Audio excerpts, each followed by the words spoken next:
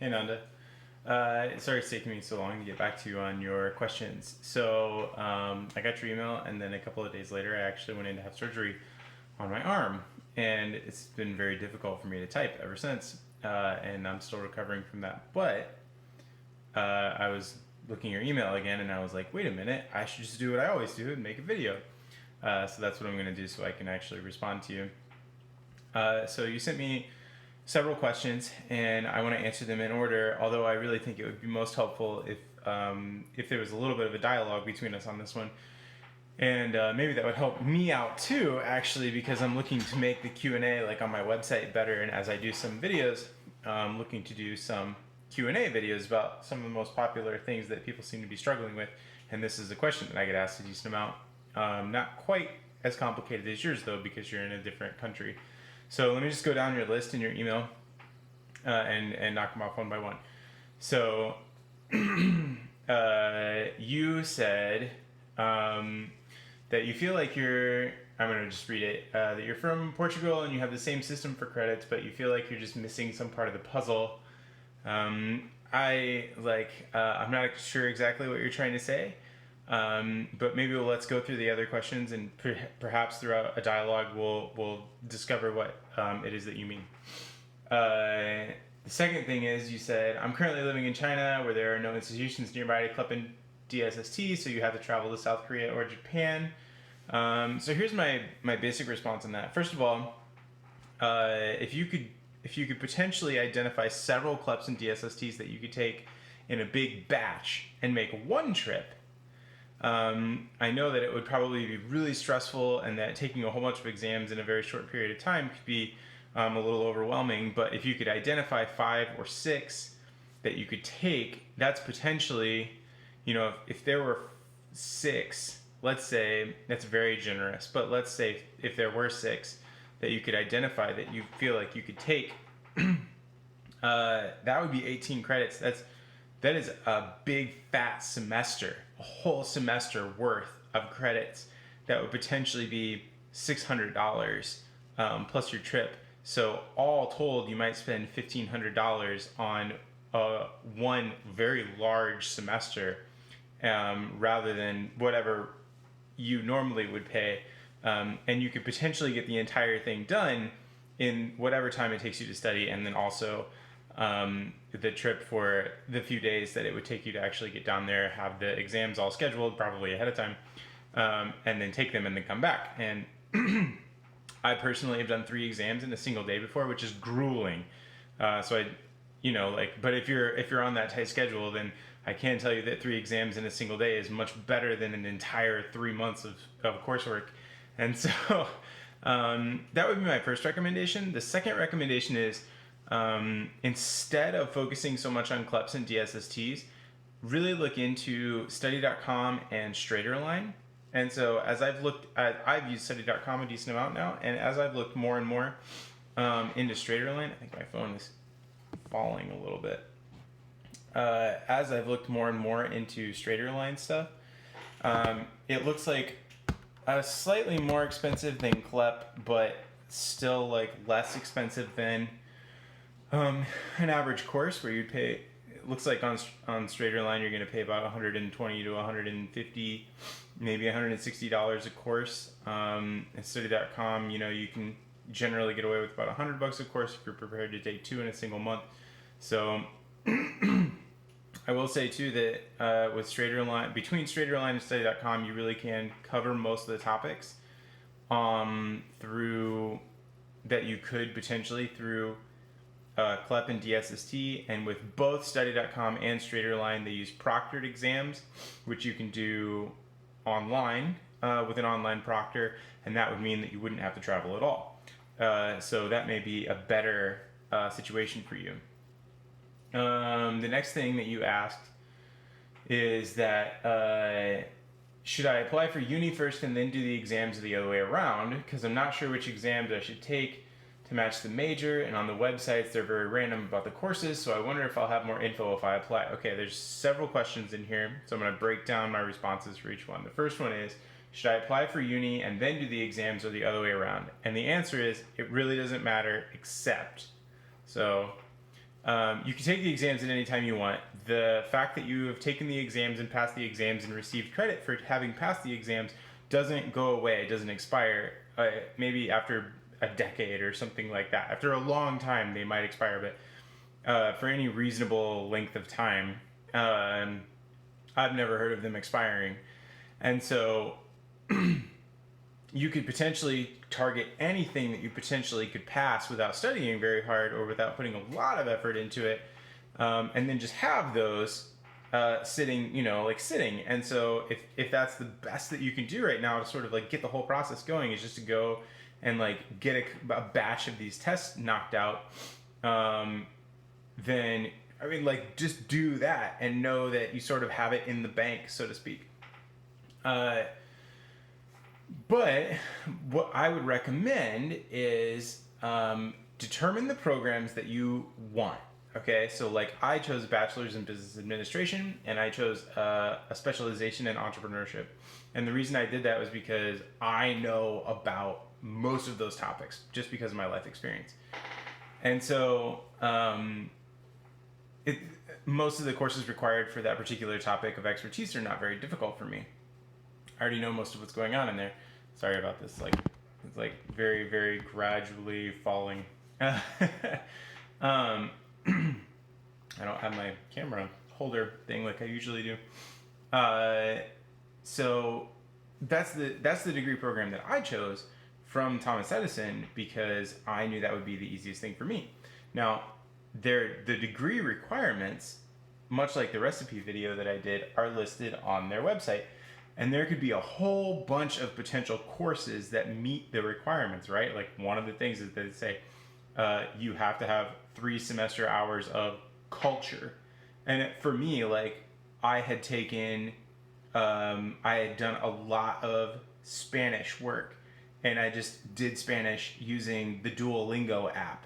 And so I walked in and passed the Spanish CLEPs like super easy because I had been using the Duolingo app. But because I passed the Spanish test, that gave me my 3 semester credit hours in cultures. But I could have done Spanish or German or Italian, or I could have done a study abroad, or there were like 20 options for that particular piece of the recipe, and I just needed to fill that in. It's probably a very similar situation to that in the degree programs that you're looking at. It doesn't say you need exactly this course because that's rarely true. So determine which degree that you want first. For me, it was bachelor's in business administration. For you, it might be communication or arts or marketing. I recommend either the one that you feel like you will use most likely, or the one that you feel like you can pass the fastest. Because frankly, and if you've watched the interview videos that I've done recently, and you know that a degree is good because it provides you certification, but a strong portfolio is actually going to outperform your degree by a significant margin. And so the specialization of your degree will be nice, but strong portfolio, internships, opportunities, things like that are going to outperform that degree no matter what. So you're going to turn the degree just into icing on the cake or just a door opener rather than the actual measure of your work. So pick a degree, then see what it looks like the pieces of that degree are that meet up with the tests that you'll be able to take. In general education courses, which you usually need like 60 credit hours of, are all things that you can test out of. And then sometimes there's up to 20 or 30 more that are within like deeper communications or computer science, or I don't know, pick a field that also can transfer in. Math is a really easy one because math tests are math tests. Like there's really no picking and choosing there. Like it's pretty black and white most of the time, until you get into some very, very, very high level conceptual things. And so if you are doing something in mathematics, or then you can probably test out a lot of it. So anyway, then identify the tests that you feel like will match up to your degree program that you want to pick.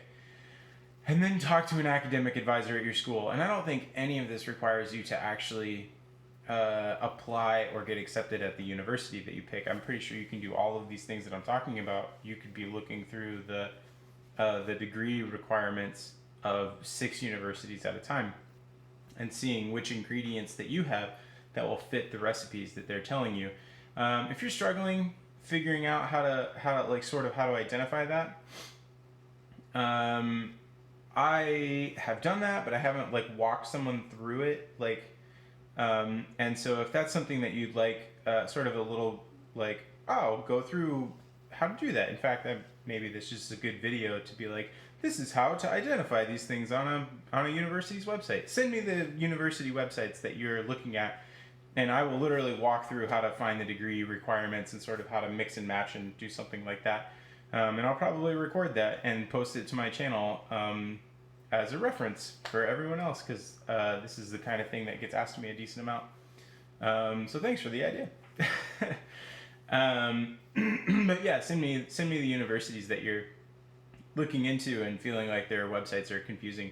Maybe that'll help both of us along. Okay, then I'm not really sure which exams match up to the major. I covered that, and the websites are very random. I just covered that, and I wonder if I'll have more info if I apply.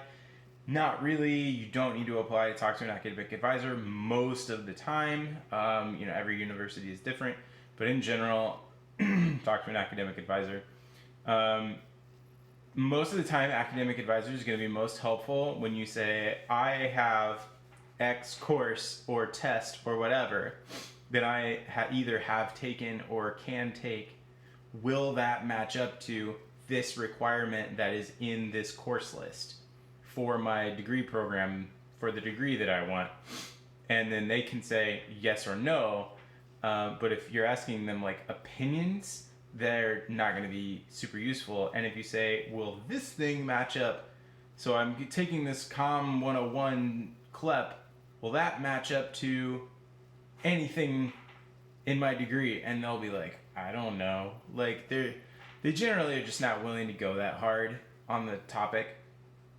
So you kind of have to do a lot of the legwork yourself. I have an email where I do this, and I should post that somewhere. Also, once you ask an academic advisor and you get their answers, call and ask for a different academic advisor at the same school, because you want at least 2 people to confirm that piece of information. It's like calling almost any support line. One tech is going to give you a piece of information, and then you're going to call again, and that tech is going to be like, well, that first guy didn't really know what they were talking about. Super frustrating, but it's just sort of the nature of humans, I guess. Okay, I was in the uni in Portugal, but I dropped out a couple years ago, and although I don't intend to take the same major, do you think any of the 3 schools can access the credits that I already have? So, first thing, I don't know what 3 schools that you're talking about, which is totally fine. Can they access the credits that you already have? Almost definitely. Ask for call the counseling and academic advising staff of records at your original university, and tell them that you need your transcripts sent both to you and also to the other schools that you're talking about. And I don't think you have to be applied to or attending those schools in order to have your records sent over. They're just going to have records and be like, what do we do with these? And then you're going to call them and be like, hey, you have those records? But also ask for a copy of your own. It may cost you $10 or $15, or you're in China. So, yen? I'm not, all of my Asian cultural knowledge comes from anime, so I'm super lost. I feel like you guys use yen. I don't really know. Pardon my ignorance. Also, if you're Chinese and your English is excellent, just so you know. Okay, I was in uni in Portugal, but I dropped out a couple years ago, although I didn't take the same. Okay. Yeah. I answered this question.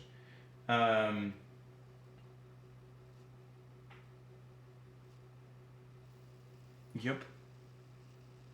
Yeah, I totally think your Portugal stuff will transfer. Again, it's all about matching things up. You said random about classes. I I think that's everything. I think I covered everything. I'm sorry we don't. It's, this isn't like a back and forth dialogue. I'm sorry this video is so long. Again, it's just much easier for me to talk. I'm so used to talking into a camera now, and also I can't rotate this wrist right now, so I'm stuck like one hand typing. So that's makes everything very difficult. So doing this is just a lot easier for me. Please let me know if that helps, and if you have further questions, either shoot me a video or shoot me another email. I will not take as long to respond this time because now that I know that I can just respond like this. So thanks so much, Nanda, and I hope this is useful, and send me any questions you have. Okay, see you later.